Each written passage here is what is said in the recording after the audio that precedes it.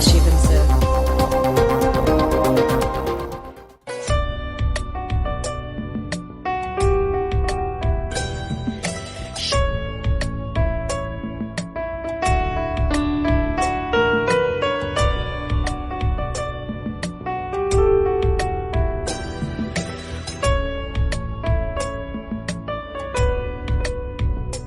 Hello good morning students, welcome back my YouTube channel Tiwari classes. और आज हम बात करने वाले हैं क्लास 8 मैथ्स की मोस्ट इंपोर्टेंट चैप्टर है आपका डेली लाइफ में, उसका यूज भी है अनजाने अनजाने में। आप कई जगह जान भी जाते हैं उस चीज़ को, कई जगह नहीं भी जानते हैं। और चैप्टर का नाम है, आप देख रहे होंगे, variation and direct and indirect proportion. तो आइए हम सबसे पहले इस चैप्टर से जानने से पहले सबसे पहले अगर आप इस चैनल पर नए हैं तो चैनल को सब्सक्राइब करना ना भूलें, लाइक करें, शेयर करें और बेल आइकन प्रेस करें जैसे कि आपको न्यू वीडियो का नोटिफिकेशंस मिलता रहिए। चलिए, तो सबसे पहले हम बात करते हैं चैप्टर का, जो कि नेम है। सबसे पहले तो आपको नेम ही पता लगना चाहिए कि नेम का मतलब क्या है। चैप्टर का नाम है आपका चैप्टर का डायरेक्ट एंड इनडायरेक्ट प्रोपोर्शन। ठीक है, तो आइए हम सबसे पहले समझते हैं कि ये डायरेक्ट प्रोपोर्शन होता क्या है। डायरेक्ट प्रोपोर्शन है क्या, सबसे पहले हम ये समझते हैं। उसको समझने के लिए सबसे पहले हम एक एग्जांपल लेते हैं। चलिए, एग्जांपल हम क्या लेते हैं, देखिए क्या लेंगे हम बेटा। मान लीजिए कि अगर हम वन बॉल परचेज करते हैं तो वो कितने रुपए की आती बेटा, 5 रुपए की। कितने की हो गई, 5 की। जब हम 2 बॉल परचेज करेंगे तो उसकी कॉस्ट कितनी हो जाएगी, रुपए 10 हो जाएगी। जब हम 3 बॉल परचेज करेंगे तो कितनी हो जाएगी बेटा, 15 रुपए। यानी कहने का मतलब ये है कि नंबर्स ऑफ बॉल के इंक्रीज होने से नंबर, यानी जो आप उसका रेट है, उसका जो प्राइस है वो भी क्या हो रहा है, इंक्रीज। कैसे, देखिए, जब आपने 1 बॉल ली तो 5 रुपए की हुई। जब आपने 2 बॉल्स ली तो 10 रुपए की हुई। जब आपने 3 बॉल्स ली तो कितने की होगी, 15 रुपए की हो गई। जब आप 5 बॉल्स लेंगे तो कितने की हो जाएगी वो, 25 रुपए की हो जाएगी। समझ रहे बात को। और जब आप 4 बॉल्स लेंगे तो कितने की हो जाएगी, 20 रुपीज की। देख रहे ध्यान से, देखिए ध्यान से, समझिए ध्यान से। यानी कि नंबर ऑफ बॉल्स के बढ़ने से जो उसका रेट है बॉल का, number of price of balls, वो भी क्या बढ़ रहे हैं, वही बढ़ रहे हैं ना। जैसे ही आपने क्या करा, डिक्रीज किया किसको, बॉल की, यानी बॉल के नंबर ऑफ बॉल आपने डिक्रीज किया, वैसे उनका प्राइस भी क्या हो गया, डिक्रीज हो गया। कहने का मतलब यह है कि क्वांटिटी के बढ़ने के साथ ही उसका प्राइस भी इंक्रीज होना। समझ रहे बात को। अगर नंबर ऑफ बॉल्स अगर इंक्रीज हो रही है तो उनका प्राइस भी इंक्रीज होना चाहिए। अगर ऐसी कई कंडीशन हो रही है तो उसको हम कहते हैं डायरेक्ट प्रोपोर्शन। क्या कहते हैं, डायरेक्ट प्रोपोर्शन। अब एक चीज और ध्यान दीजिए, मैं कुछ और चीजें लेता हूं। देखिए, 5 बॉल्स आपकी हो गई मान लीजिए 25 रुपए की। कितने की, 25 की। 4 बॉल्स हो गई आपकी कितने की, 20 रुपए की। 3 बॉल्स हो गई आपकी कितने रुपए की बेटा, 15 रुपए की। अब आपको क्या पता चल रहा है, यहां ये पता चल रहा है जैसे जैसे बॉलों की नंबर डिक्रीज हो रहे हैं वैसे वैसे इनका रेट भी क्या हो रहा है बेटा, डिक्रीज हो रहा है। कहने का मतलब यह है कि अगर नंबर ऑफ बॉल्स क्या कर रहे हैं हम, इन डिक्रीज कर रहे हैं तो उनका प्राइस भी क्या हो रहा है, डिक्रीज हो रहा है। इन चीजों को हम कहते हैं बेटा डायरेक्ट प्रोपोर्शन। यानी कि ऐसी क्वांटिटी जिनके साथ में क्या हो, डायरेक्ट प्रोपोर्शन। डायरेक्ट प्रोपोर्शन में फिर एक बार आपको बता दूं, यानी अगर हम इन दोनों का प्रोपोर्शन आप निकालते हैं, इनका क्या निकालते हैं, प्रोपोर्शन निकालेंगे तो कैसा आएगा, सेम। या आप रेशो निकालेंगे तो कैसा आएगा, सेम। रेशो देख लीजिए जरा, 1/2 इधर से ले लीजिए, 5/10 यानी 5 2 10 यानी 1/2 इक्वल्स टू 1/2। यानी कि रेशो क्या आना चाहिए, सेम आना चाहिए। ऐसे प्रोपोर्शन को हम क्या कहते हैं, डायरेक्ट प्रोपोर्शन कहते हैं। मोस्ट इंपोर्टेंट चैप्टर है। हमने ये बात की किसकी, डायरेक्ट बात करते हैं किसकी, इनवर्स प्रोपोर्शन की। किसकी बात करेंगे अब हम, इनवर्स प्रोपोर्शन की। अब भैया इनवर्स प्रोपोर्शन क्या है, सुनिए ध्यान से थोड़ा। इनवर्स प्रोपोर्शन ये है, मान लीजिए कि 2 पर्सन है कोई, 2 पर्सन है कोई, और ये किसी वर्क को कितने डे में कर रहे हैं बेटा, 6 डेज में। कितने डेज में, 6 डेज में कर रहे हैं। ठीक है, अब मान लीजिए मैंने यहां पे 4 पर्सन ले लिए। कितने पर्सन लिए मैंने, 4 पर्सन ले लिए। कितने लिए, 4। अब आपको एक चीज पता है बेटा, क्या पता है भाई, ये 2 आदमी किसी काम को 6 दिनों में कर रहे हैं तो 4 आदमी उस काम को कितने दिन में करेंगे। अब आपको ये तो पता होगा कि 6 से कम में करेंगे। किससे करेंगे, 6 से कम दिनों में तो करेंगे। भाई अब क्या कर सकते हो, अब आप बताइए क्या करा हमने। अब देखिए यहां पर 2 था, यहां पर 4 हो गया है ना, यहां क्या हो रहा था, इंक्रीज हो रहा था, यानी क्या हो रहा था बेटा, इंक्रीज हो रहा था। अब यहां पर क्या हो रहा था, ये डिक्रीज, क्या हो रहा था, डिक्रीज। जब भी कभी ऐसी कंडीशन आ जाए तो हम उसको कहते हैं इनवर्स प्रोपोर्शन। क्या कहते हैं, इनवर्स प्रोपोर्शन। और ले लीजिए एग्जांपल एक हम ले लेते हैं, और एग्जांपल हम ले लेते हैं, क्या लेंगे देख लीजिए। एक गाड़ी जो है, एक वैन मान लीजिए, वो 230 किलोमीटर चल रही है। कितनी चल रही है, 230 किलोमीटर। ठीक, अब 2 वैन आ जाए उसी चीज में, वही चीज क्या आ जाए, 2 वैन आ गई। अब 2 वैन जब आ गई तो उनकी किलोमीटर की स्पीड भाई क्या हो जाएगी, वो कम स्पीड में चलेंगी, वो क्या चलेंगी, कम चलेंगी। और एग्जांपल ले लीजिए, मान लीजिए क्या मान लीजिए, चलिए एक एग्जांपल हम ले लेते हैं कि कोई दुकान वाला है, वो आपसे ये कह रहा है कि अगर आप 10 पेन लेंगे, आप क्या लेंगे, इफ यू बाई 10 पेन्स 100 रुपए 100, कितने के, 100 रुपए के। वो कह रहा है कि अगर आप 20 पेन लेंगे, क्या लेंगे, 20 पेन लेंगे, तो मैं आपको कितने के दूंगा, 50 रुपए के दूंगा। कितने के दूंगा मैं, 50 रुपए का। अब यहां ध्यान दीजिए भाई, यहां पे नंबर ऑफ पेन्स क्या हो रहे हैं, इंक्रीज, क्या हो रहे हैं, इंक्रीज। और यहां पे रुपए क्या हो रहे हैं बेटा, डिक्रीज, रुपए क्या हो रहे हैं, डिक्रीज हो रहे हैं। तो इनको बेटा क्या कहते हैं, जब कभी ऐसा रिलेशन आएगा तो ऐसे रिलेशन को हम क्या कहते हैं बेटा, क्या कहते हैं, इनको हम इनवर्स प्रोपोर्शन। ठीक है, तो एक बार डेफिनेशन भी देख लेंगे जरा, क्या गिवन है। तो वैसे तो जो बताइए वही डेफिनेशन भी आपको गिवन बुक में, आप पढ़ सकते हैं, समझ सकते हैं कि नंबर ऑफ पर्सन के साथ साथ अगर उनके डेज क्या हो रहे हैं, डिक्रीज हो रहे हैं, तो उनको हम कहते हैं इनवर्स प्रोपोर्शन। और अगर नंबर ऑफ बॉल्स के साथ साथ अगर उनका प्राइस भी इंक्रीज हो रहा है, तो ऐसे रिलेशन को हम कहते हैं डायरेक्ट प्रोपोर्शन। तो आइए हम सीधे बात करते हैं, सीधे एक्सरसाइज पे चलते हैं। एक्सरसाइज 10A क्वेश्चन नंबर 1 देखते हैं क्या इसका, 8x। अब सुनिए मेरी बात, पहले क्वेश्चन एक बार पढ़ लीजिए। In which of the following x and y vary directly with each other, एक दूसरे के क्या है, डायरेक्टली हैं। For each direct variation state the constant of variation. आपको क्या बताना है, state the constant of variation, state constant आपको बताना है। चलिए मैं आपको एक चीज बताता हूं, तो कंपेयरिंग हम बेटा कर देंगे किससे, y इक्वल टू किससे, kx से। अब देखिए x से x कैंसिल, y से y, तो k की वैल्यू कितनी आ गई बेटा, माइनस का 8। कितनी आ गई k की वैल्यू, माइनस का 8। तो आप कह सकते हैं कि हाँ ये डायरेक्ट प्रोपोर्शन है बेटा, डायरेक्ट प्रोपोर्शन है। अब आप कहेंगे जी कैसे प्रोपोर्शन है, आप ये भी देखिए जरा, सुनिए मेरी बात को ध्यान से। देखिए अगर मैं ये आपको जो इक्वेशन गिवन थी, यहां पर अगर मैं वैल्यू रखता हूं, कुछ भी रखिए आप, चलिए देखते हैं। अगर मैं x इक्वल्स टू 1 रख दूं और y इक्वल्स टू क्या रख दूं बेटा, 1। चलिए y यहाँ 1 रख दिया, यहाँ कितना, माइनस का 8 इंटू 1 कितना आएगा बेटा, माइनस का 8। फिर मैंने x इक्वल टू 2 रखा, y इक्वल टू 2 रख दिया मैंने, चलिए तो 2 इक्वल्स टू कितना बेटा, 8 2 जा माइनस का 16 कर दीजिए, क्या 16। फिर मैंने 3 रख दिया और इधर भी 3 रखिए, 3 8 जा माइनस का 20। अब आप देख रहे होंगे 1 2 3, यहाँ देखिए 8 16 24, यानी कि नंबर ऑफ क्वांटिटी के साथ में इनके जो है ये भी क्या इंक्रीज हो रहे हैं साथ के साथ। तो ऐसे कभी भी जब रिलेशन आएंगे तो हम इनको कहेंगे, क्या कहेंगे, डायरेक्ट प्रोपोर्शन है एक दूसरे के। ठीक है, क्या है, डायरेक्ट प्रोपोर्शन। चलिए क्वेश्चन नंबर 2 देख लीजिए, सब इजी क्वेश्चन है। इसी तरीके से 4x, वही कंपेयरिंग कर दीजिए kx, तो k की वैल्यू कितनी आ गई बेटा, 3/4 आ गई आपके ना, यहाँ कंपेयरिंग कर दी हमने।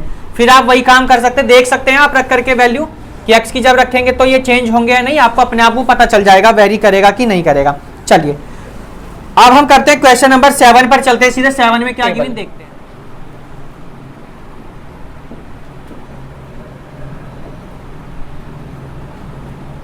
ये x है और ये y है। 1 - 5, 2 - 10, 3 - 15 और 4 - 20। आप सुनिए बात ध्यान से बेटा, देखिए यहां 1 हुआ तो यहां क्या हो गया, -5 हो गया। ठीक है, होना भी चाहिए था। अब बनी रिलेशन क्या बन रहा है वो देख लीजिए आप। ये कहने का मतलब x इक्वल टू कितना बेटा, y है ना। अब सुनिए x की वैल्यू कितनी है 1 और y की वैल्यू कितनी बेटा 5 -5। अब सुनिए जब मैंने x की जगह 2 रखा तो यहाँ 5 में 2 हो जाएगा कितना, माइनस का 10। जब मैंने 3 रखा तो 5 में 3 से मल्टीप्लाई कर दी, कितना हो गया, माइनस का 15। जब मैंने 4 रखा, 4 में -5 से मल्टीप्लाई कर दी, कितना बाइटा, माइनस का 20। यानी ये आपको टेबल इस तरीके से गिवन है। ठीक है, अब सुनिए मेरी बात को। अब कांस्टेंट कैसे पता लगाएंगे आप, है ना। तो कांस्टेंट आप ऐसे पता लगाएंगे x इक्वल टू कितना बेटा, माइनस का 5y, x इक्वल टू कितना, माइनस का 5y। जब कंपेयरिंग करेंगे x इक्वल टू कितना, ky, तो k की वैल्यू आपको पता चल जाएगी कितनी होगी, माइनस का 5 बेटा। ठीक है, तो आप ऐसे पता लगा करके आप इनको पता लगा सकते हैं। अब आप एक चीज देखिए, छोड़िए, अब हम थोड़ा एग्जांपल पे चलते हैं, अपने डेली लाइफ में जो हमारा यूज हो रहा है क्या क्या होता है। आप दुकान पे गए, ठीक है, आपसे दुकान वाले ने, आपने पेन पूछे, तो दुकान वाले ने आपसे कहा कि 10 पेन तो मैं आपको दूंगा कितने के, 20 रुपए के। कभी कभी ऐसा हो जाता है हमारे साथ, मार्केट में सब्जी लेने जाओ, सब्जी वाला भी कभी यही बताता है, और जब आप कभी शॉप पे जाओ, कोई गिफ्ट लेने जाओ या कुछ लेने जाओ, तो कह देता है भाई इतनी चीज लोगे तो इतने की, इतनी चीज लोगे तो इतने की। अब 10 पेन के उसने बताया आपको ₹20, ठीक है, और कहने लगा अगर आप 20 पेन लेंगे तो मैं आपसे 15 रुपए ले लूंगा। क्या, अगर आप 20 पेन लेंगे तो मैं आपसे 15 रुपए ले लूंगा। ठीक है, तो ये सब क्या है, डायरेक्ट और इनवर्स प्रोपोर्शन है। ये सब कहीं डायरेक्ट यूज हो रहा है, कहीं पर इनवर्स यूज हो रहा है। ठीक है, तो हम नेक्स्ट क्वेश्चन देखते हैं। अपना नेक्स्ट क्वेश्चन क्या गिवन हमको, क्वेश्चन नंबर 10 देखते हैं, क्वेश्चन नंबर 9 देखते हैं हम सीधे। 9 में क्या गिवन है, एक टेबल सी बनी हुई है, देख लेंगे जरा, पढ़ लेंगे क्वेश्चन नंबर 9 को, क्योंकि क्वेश्चन नंबर 7 और 8 सेम है और 1 to 6 तक एकदम सेम क्वेश्चन बेटा। Question number 9, the height to which a balloon with hydrogen gas rises in the air varies directly as a time. यानी जो टाइम है वो जो बैलून्स है उसकी हाइट के डायरेक्ट प्रोपोर्शन है बेटा। चलिए, given below are some observation about the time and the corresponding height of the balloon, find the missing term in the table. चलिए हम क्वेश्चन नंबर 9 देखते हैं सीधे, जो टेबल है उसको हम लिख लेते हैं। आप भी एक बना लीजिए ऐसी तरह के टेबल। क्या गिवन, ये तो आपको टाइम है और ये आपको हाइट है, हाइट ऑफ बैलून।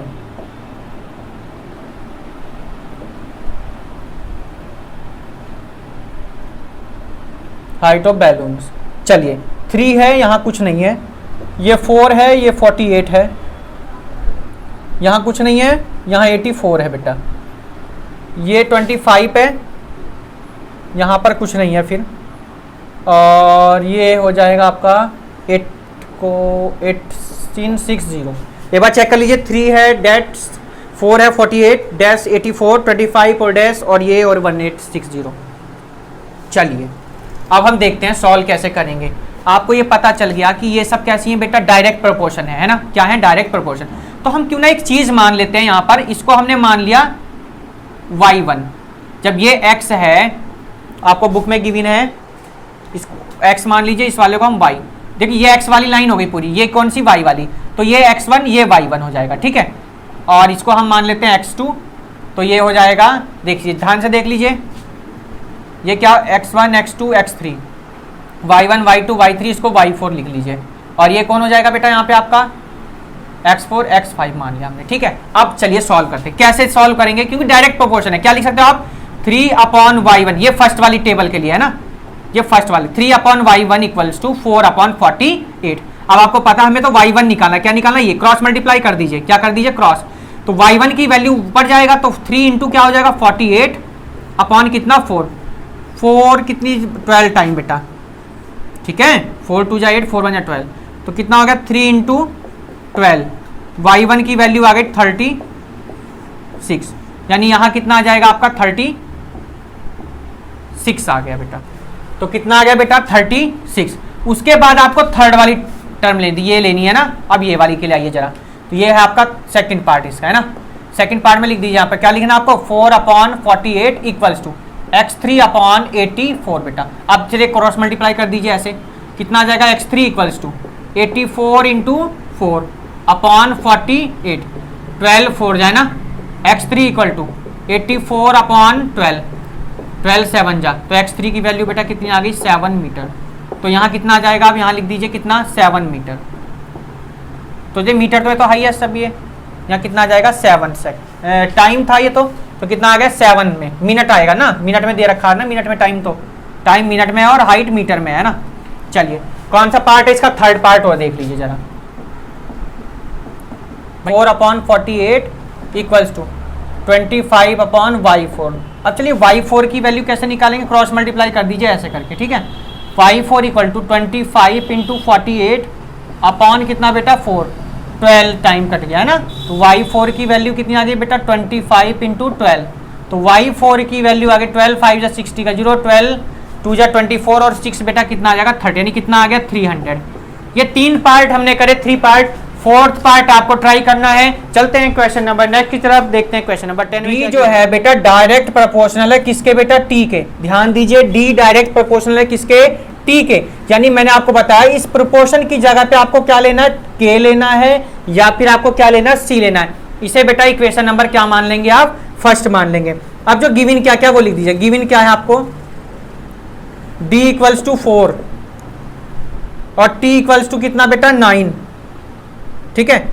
अब आपको क्या क्या फाइंड करना है, d question mark when t equals to कितना बेटा 21, ठीक है। आइए जरा सॉल्व करते हैं। सबसे पहले यहां पर d इक्वल्स टू, d की वैल्यू रखिए जरा फटाफट। d की वैल्यू कितनी बेटा 4 इक्वल्स टू k, t की वैल्यू कितनी बेटा 20, t की वैल्यू 9, t की वैल्यू कितनी है 9, तो k इक्वल्स टू बेटा कितना आ गया आपका 4/9, कितना आ गया 4/9 आ चुका है आपका।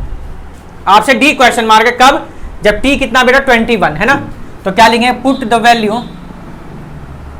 Of k in equation first, in equation किसमें बेटा फर्स्ट में।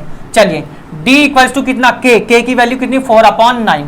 अब आपको t की वैल्यू कितनी गिवन थी, 21 गिवन थी जब आपको d की वैल्यू फाइंड करनी थी, ठीक है। कितनी 21, 3 3 जा 9, 3 7 जा 21, तो कितना आ जाएगा 4 7 जा 28 अपॉन कितना 3, ये d की वैल्यू आ गई आपको। तो d की वैल्यू कितनी आ गई 28/3। आंसर चेक कर लीजिए। चलते हैं क्वेश्चन नंबर 11 की तरफ, देखते हैं क्या रीड कर लीजिए एक बार। The mass of a uniform copper bar varies directly as its length, ठीक है। क्या कहा बेटा, if a bar 40 centimetre long has a mass of 420 gram, तो हमें क्या बताना है, क्या कहा बेटा, mass of uniform if a bar centimetre long, ठीक है। एल इक्वल टू आपको कितना गिवन है बेटा 40 सेंटीमीटर और ये आपको मास गिवन है कितना 420 ग्राम, 420 ग्राम। आप सुनिए, और उसने मास ऑफ बार कितना गिवन है 136 सेंटीमीटर बार लॉन्ग है ना, इक्वल टू कितना 136 सेंटीमीटर। आप सुनिए, कह रहा है कि मास दो है वो डायरेक्ट प्रोपोर्शनल है किसके बेटा, लेंथ के। तो m इक्वल टू कितना हो जाएगा k इंटू एल की वैल्यू पता कितनी 420, k की वैल्यू फाइंड कर लेंगे, l की वैल्यू आपको कितनी गिवन है 40, ठीक है। तो k की वैल्यू कितनी आ गई बेटा 420 अपॉन कितना 40, 0 से 0 कैंसिल, k इक्वल टू बेटा कितना होगा 42/4 टाइम और 21 और ये 2 टाइम, तो k की वैल्यू कितनी आ गई बेटा 21 अपॉन कितना बेटा 2, ये k की वैल्यू। अब k की वैल्यू जो है, put the value of k in equation कौन सी में बेटा, फर्स्ट में रख दीजिए। तो m इक्वल टू बेटा k की 21/2 इंटू, अब आपको जो जिस पे निकालना, किस पे निकाला 136 पे, 136, 2 6 जा 12 और 2 8 जा 16, कितना आ गया 21 इंटू 68। मल्टीप्लाई कर दीजिए बेटा दोनों की, कितना आ गया जरा बताइए, मल्टीप्लाई कर दीजिए बेटा 21 और 68 की, जरा देख लीजिएगा। 8 1 जा 8, 8 2 जा 16, 16 और 6 कितना हो जाएगा बेटा 22 होंगे शायद, 22 का 2 कैरी कितना 2, 6 2 जा 12, 12 और 2 कितना बेटा 14 है, कितना आ गया 1428 ग्राम। ये आपका क्या हो जाएगा आंसर, m की वैल्यू आ गई, ठीक है। मास आपसे पूछा गया था ना। चलते हैं क्वेश्चन नंबर 12 की तरफ, देखते हैं क्या है बेटा। क्वेश्चन नंबर 12 देख लिए, बहुत आसान आसान से क्वेश्चन बेटा, बहुत सिंपल से। 12 में आइए जरा देखिए,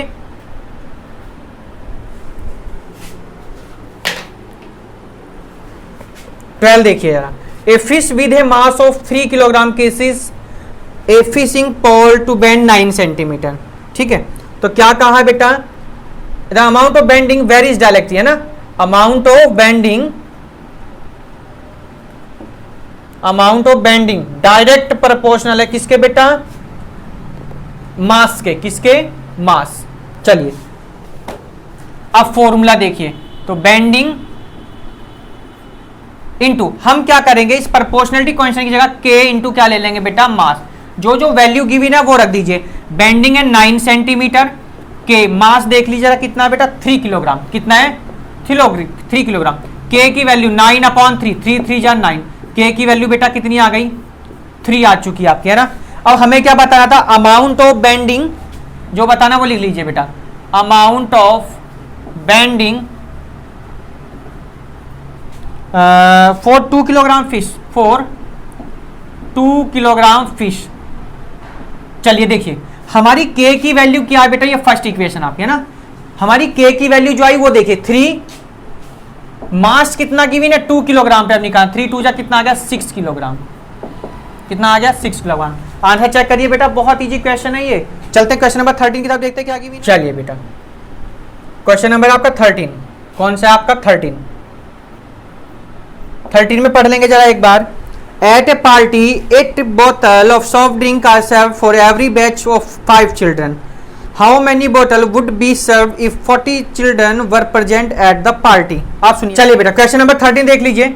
8 बोतल ऑफ सॉफ्ट ड्रिंक है ना, तो क्या करेंगे, यहां लिख दीजिए नंबर ऑफ बोतल, और यहां पे चिल्ड्रन लिख दीजिए ना, चिल्ड्रन, नंबर ऑफ चिल्ड्रन।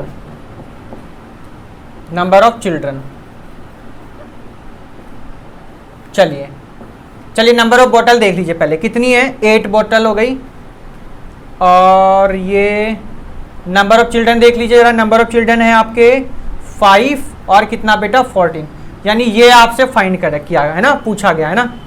चलिए तो हम लेट कर लेते हैं, लेट रिक्वायर्ड नंबर ऑफ बोतल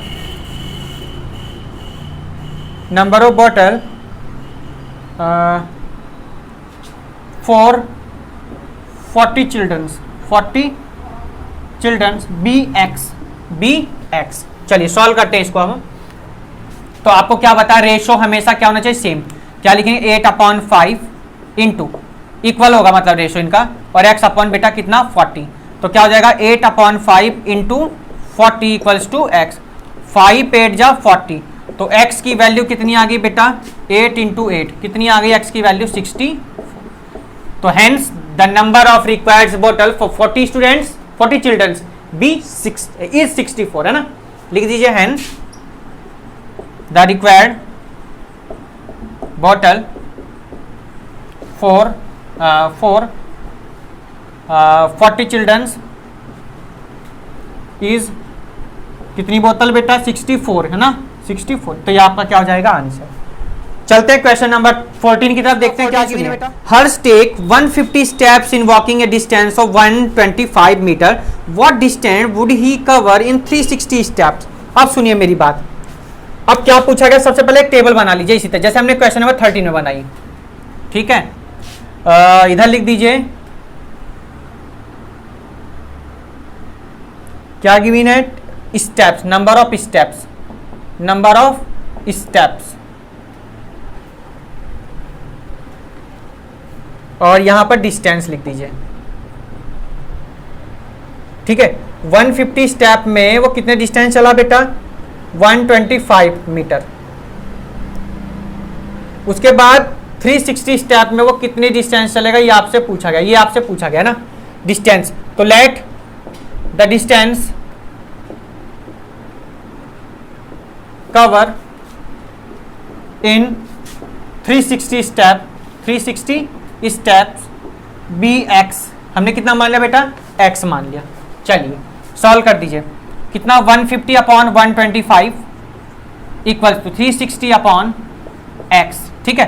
तो हमें x की वैल्यू निकालनी है, तो x इक्वल्स टू कितना आ जाएगा बेटा, x की वैल्यू ऐसे क्रॉस मल्टीप्लाई 360 इंटू 125 अपॉन 150, 0 से 0 कैंसिल हो गया आपका। चलिए आगे सॉल्व कर लेते हैं, 36125 अपॉन 115 मतलब 15, 5 3 जा 25 5 जा, ठीक है। डिवाइड कर दीजिए ये 12 टाइम, चलिए 12 इंटू 25, 12 5 जा कितना होता है बेटा 60, 12 2 जा 24 और 6 कितना हो जाएगा बेटा 360। तो कितनी डिस्टेंस चलेगा वो 360, hence the distance cover in 360 steps is, अब इज की जगह कितना लगा देंगे, इज कितने 300 metre, that's your answer. Question number 15 देखते हैं, last question of this exercise. Number 15 last question है, देखिए ध्यान से समझिए।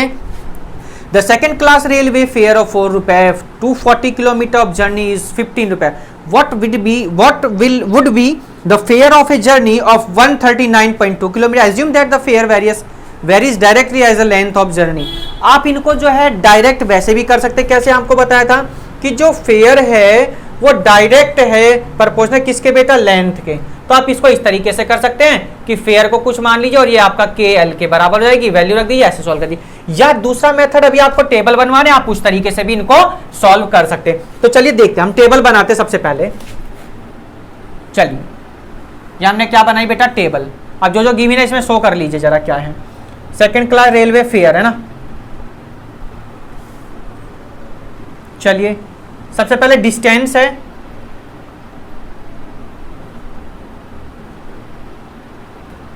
और फिर है railway fair.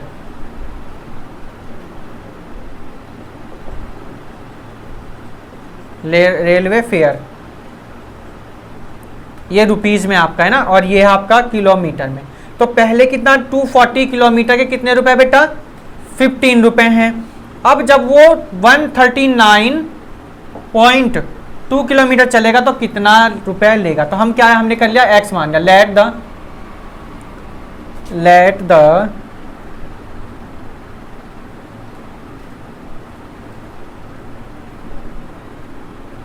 let the fare for a journey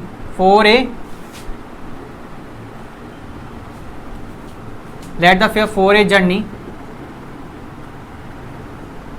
139.2 kilometre be x रुपए एक्स मान लिया बेटा. ठीक है, अब सॉल्व करते हैं इसको. चलिए क्या लिखेंगे, 240 upon 15 equals to 139.2 upon x. Cross multiply same बेटा, तो x equal to 139.2 into 15 upon कितना बेटा 240 आ जाएगा आपका. चलिए आगे सॉल्व कर दीजिए इसको.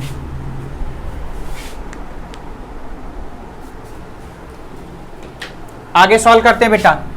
x equals to 139. आगे सॉल्व करने के लिए काम कर दीजिए, यहीं काट कर लेते हैं हम कुछ.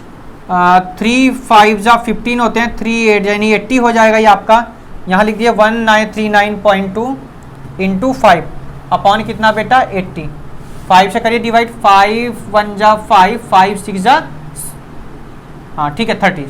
ठीक है, 139.2 अपॉन 16. 139.2 को 16 से डिवाइड कर दीजिए बेटा. तो 16 से डिवाइड हम ऐसे कर सकते हैं, देखिए 8 टाइम, देखिए 8 6 जा कितना बेटा 48 का 8 कैरी कितना 4, 8 1 जा 8 और 4 कितना बेटा 12. 9 में से 8 गया 1, 3 में से 2 गया 1. पॉइंट लगा दीजिए यहाँ पर. ठीक है, और 2 नोट कर लीजिए. 7 टाइम 7 6 जा 42 और 7 1 जा 7 1 11 कितना आ गया बेटा 8.7. तो x की वैल्यू कितनी आ गई बेटा 8.7. तो hence the fare for a journey 139.2 kilometre is रुपए कितने हो गए बेटा 8.7. That's your answer. ठीक है, तो ये बात की बेटा हमने एक्सरसाइज 9A की.